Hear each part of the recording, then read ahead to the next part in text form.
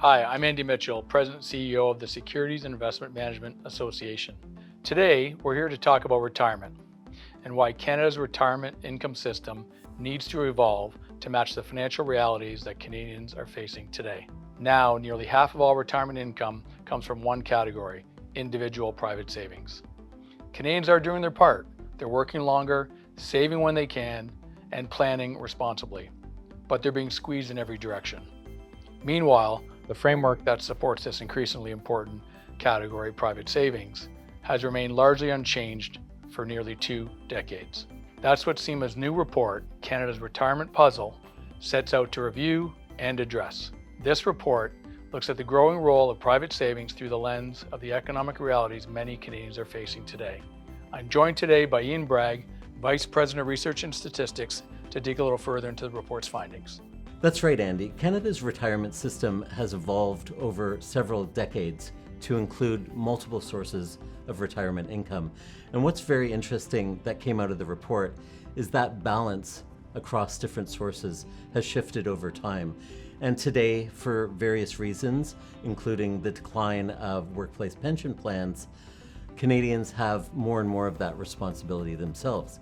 But not everyone's been able to benefit equally. And that's why we need policies to make sure that more people are benefiting.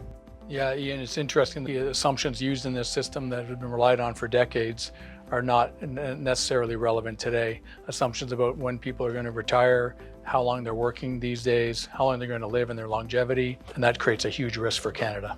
Yeah, absolutely. And also, there's a real affordability crisis. There's been multiple years of huge inflationary increases. We don't need to tell people about the cost of food. Housing affordability is a serious concern, and Canadians are managing an alarming amount of personal debt. So for many Canadians, it's really a matter of making ends meet. They don't have the ability to set aside funds for long-term retirement savings. So Ian, we talked about how critical those private savings are and the role that they play. Now let's talk about the recommendations we have for that policy framework we want to see change. Number one, we need to modernize retirement rules. That means raising the RSP to RIF conversion age to 73. It means removing any mandatory withdrawal requirements for modest accounts, any accounts of $200,000 and less.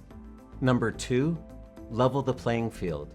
That means eliminating taxes, GST, HST, on investment fund management fees.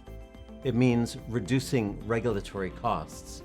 Number three, make savings the default. That involves enabling auto-enrollment in workplace pension plans.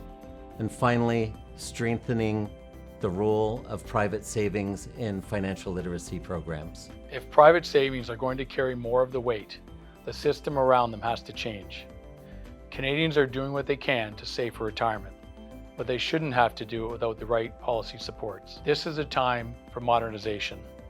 With smart, targeted reforms, we can improve access, reduce unnecessary costs, and help more Canadians retire with security. We hope you'll take a moment to read the report. We think you'll agree it's important to make retirement policy work for all Canadians. For more information or to download the report, go to the Sima website.